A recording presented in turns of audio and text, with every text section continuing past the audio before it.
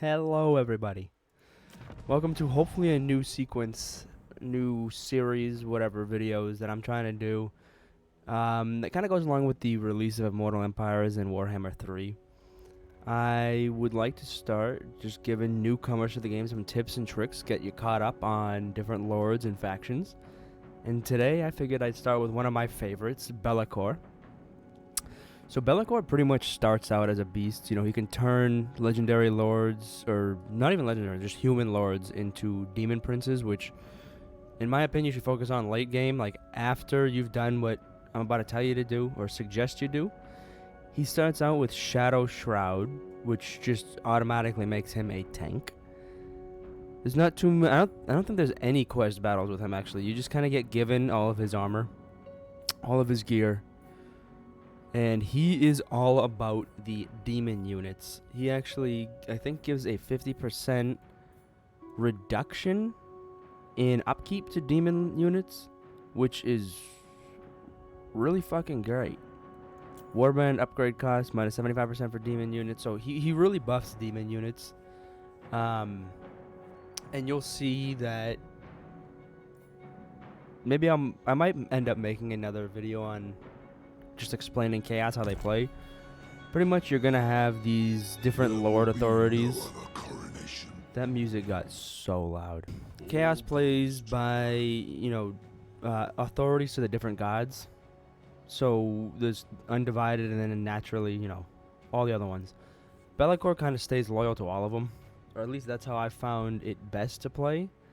I typically hate Slaanesh, so I don't really have any Slaanesh units. I really like to stick to Nurgle and Tzeentch. Khorne can be fun, but I don't know. I'm just a Nurgle and Tzeentch type of guy, So Bellicor also, aside from being a dominating fucking presence on the battlefield, 402 weapon strength. Of course, this is level 40, but he snowballs pretty hard. He is a great spellcaster. He's got, I think, the dark branch of spellcasting, which Pit of Shades in this is just ridiculous. And then he's also got kind of campaign buffs up here. So as you can see, he really buffs his army. It's always going to be my suggestion that you start the game out by going this bottom route. I typically go route marcher if they have the branch that is like, reducing casualties suffered from attrition. I always max that out and then get maybe like, something like this or recruitment cost reduction. And you'd basically just go this way to get lightning strike maxed out, so that you can get up to renowned and feared. Lightning strike is just such a big help when it comes to fighting. And then of course I just always go for the replenishment, and he just happened to have this one that affected Winds of Magic, and I'm all for it. When you get to this point, even early on, like I think level 20, Bellicor can solo the shit out of a whole stack. Not crazy Empire units like cannons and whatnot, but like, as you can see right here in this battle, he is just, it's not like they're bad units, but he is just fucking them up. And then naturally, if you get an Exalted Hero, maybe even another Spellcaster, you're going to have a good time.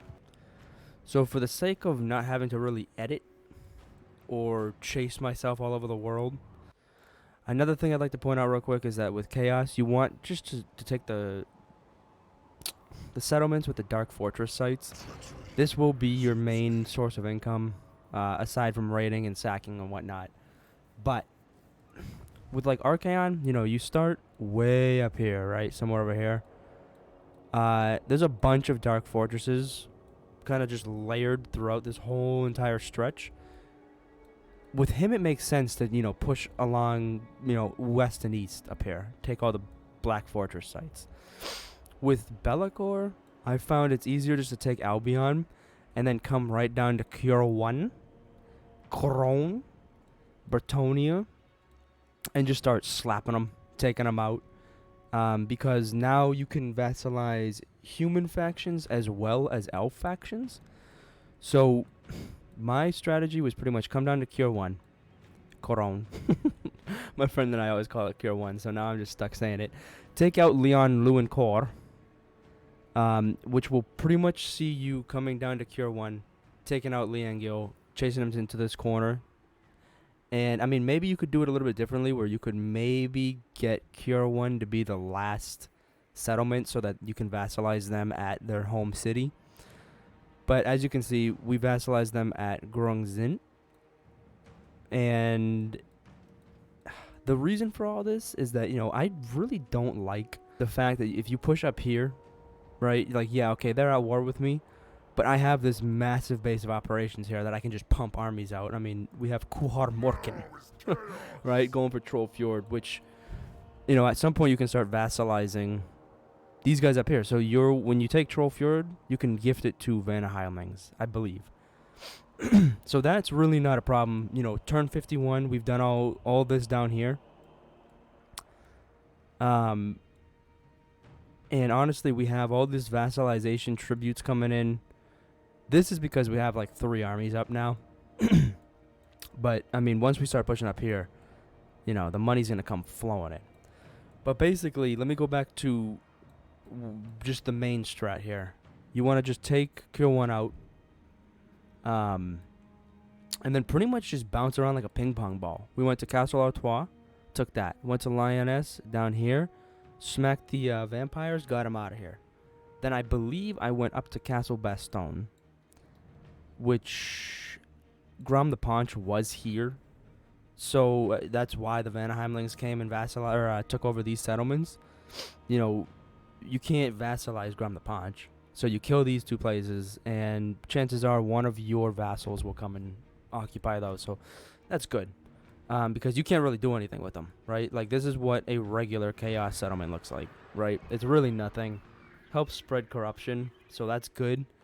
But, I mean, whatever. Look at all these pretty much, well, at least this one, has full chaos undivided corruption. So push all the way down, get Bretonia out of here, or suck them in. And, they're not going to... They hate me, but what are you going to do? What are you going to do? You can't do anything, you dumb bitch. The Wood Elves will naturally declare war on you. Oh, and it should also be mentioned that you really don't have to go down here at all. Fuck this place. These guys are going to die anyways. The Skavens are at war with you, but who gives a shit? It's not like you have anything to defend.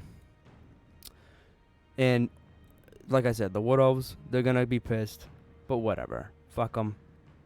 Pretty much just vassalize Talcin, and you'll be good. Because then they have to focus on this army. Orion keeps coming back. And I did take this spot down here, King's Glade, and I gave it to the Vanaheimlings just to do it, whatever. So, Bellacor's going to come down. He's going to wreak havoc all the way down through here, and then he's going to go through this little pass. Belagar will probably be at war with you by then. You pretty much just kick Karakazor on your way up to the Empire, take that money, and he's just going to be sitting there fucking crying because he knows there's nothing he could do.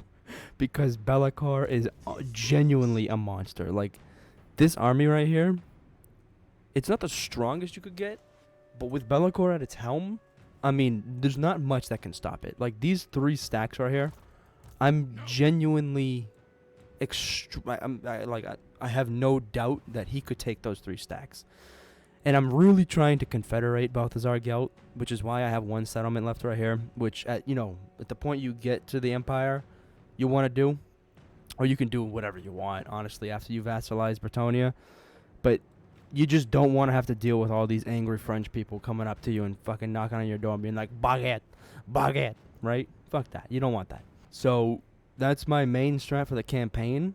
By turn 50, you should have all that vassalized, have a pretty decent income.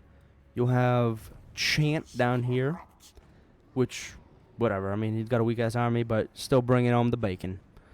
And we've got Kuhar getting ready to just wreck things up here.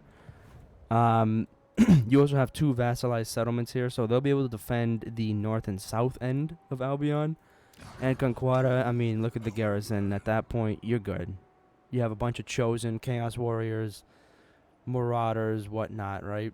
You even have Gorby's chariots, which I always find chariots or cavalry when defending a settlement to be kind of useless, but whatever. whatever. This also brings me to another great point and another just extremely strong thing about Bellicor. He has these kind of rifts things, shadow rifts, that I didn't know what it was for the first 50 turns. I had no idea until I opened the Unholy Manifestation. The Cursor's Boon opens a rift in the province that the target army is positioned in. Yeah, I thought it just could, it would just do it on his army right here. No, you can do it on any hero that you can see, or maybe even any town. And it basically, just like it says right there, a rift providing passage for Bellicor's faction. So this rift can be entered only by a lord or hero belonging to Bellicor and cannot be closed. So I don't necessarily know if that means the whole army can come, but I mean, it doesn't really matter, because if you take one of these spots and either vassalize it or occupy it, you'll be able to access, like this.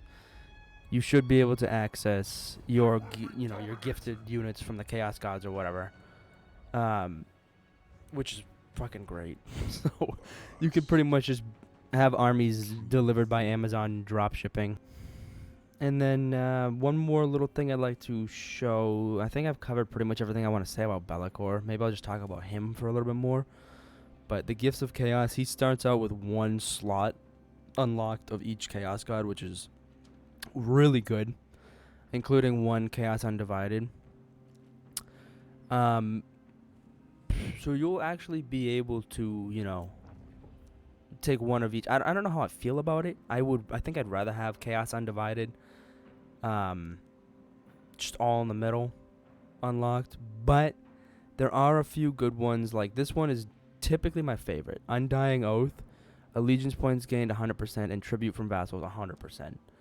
That does require the technology Slaves to Darkness, but honestly, it's fucking fantastic. And that actually brings me to one more point: the technology with Bellicor.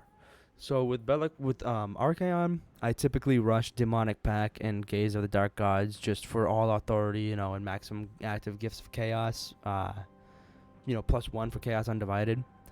And since his army is going to be a lot of chosen and aspiring champions, perfect vigor for them. But with Bellicor, I found whoever's god you're specializing in the most, pretty much just rush their last basic technology point, whatever you want to call it, to unlock the exalted version of that unit. So you see I have the exalted Plague Bearers and the exalted Boon Makers, Pinkars or whatever, which I don't even think I can upgrade these guys yet. Oh yeah, I probably can. So as you can see, you can just upgrade your units. This mechanic in Warhammer 3 is it's just so fantastic. I mean, you don't have to go back and worry about grabbing more units. You just do it on the fly. Bellicor is all about moving. What's your next move? You're gonna attack. You're gonna kill. You're gonna conquer. You're gonna drink their blood. And yeah, like I said, he's just a monster. He has insane stats. I mean, it's nothing like Kolek Sun Eaters or Scarbrands, but I mean, 402 anti-infantry and armor piercing. Weapon strength, that's fantastic. I mean, he goes in, gets things massed around him. You got the Penumbral Pendulum. You got the Pit of Shades. You got a bunch of other stuff. He's got wings. He drank his Red Bull. So anyways, that's Bellicor. You really only need his army to take out France. And I'm being serious. You really only need his army. And like I said, just get your money up, get your armies up, and you'll be having a good day. So anyways, thank you for watching. I hope you enjoyed this first installment. If you have any questions, please feel free to ask, and I'll answer to the best of my ability. I've been playing this game since Warhammer 2. I have like too many hours to be proud of, honestly. This game is eating me alive, but I love it. So anyways, have a great rest of your day. Good luck with your Bellicor campaign, And I think the next video I do will be on Archaon. Don't worry about your negative income. Once you start taking up north and once you start smacking these goons, that'll boost up immediately. So, enjoy the rest of your day. Thanks for watching. And have a good one. Bye-bye.